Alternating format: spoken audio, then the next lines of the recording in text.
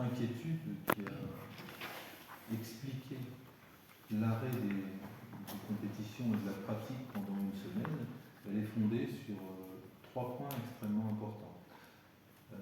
D'abord, la fréquence des actes qui est de plus en plus répétitive, la gravité de ces actes, puisque on a un indicateur très simple, ce sont le nombre de dossiers qui sont soumis à instruction.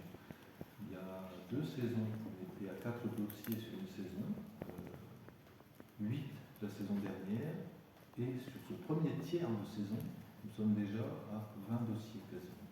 Donc ça veut dire qu'il y a une gravité des faits qui est exponentielle, et on se demande bien où et comment elle va pouvoir s'arrêter.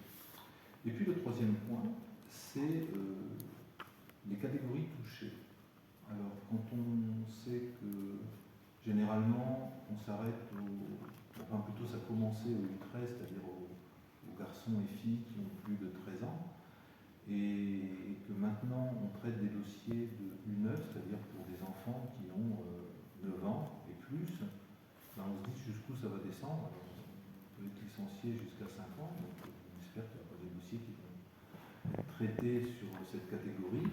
Et le constat qu'on fait, alors là, pour le coup, ce ne sont pas forcément les licenciés, les pratiquants qui sont concernés, mais c'est plus leur entourage, puisque vous connaissez tous ce qu'est le projet Mbappé. Et malheureusement, tout le monde pense qu'il a un enfant surdoué en football. Alors surdoué en football à 8 ans ou 9 ans, ça ne veut pas dire professionnel à 20 ans, surtout pas. Et en tout cas, je ne suis pas sûr que ce soit la meilleure manière d'accompagner des enfants dans la pratique d'un sport et la prise de plaisir, parce que je rappelle quand même que toute pratique sportive, et là on est extrêmement amateur, est censée apporter du bien-être. M. le préfet l'a dit, c'est du bien-être, du plaisir, c'est lié à la santé. Et puis toutes les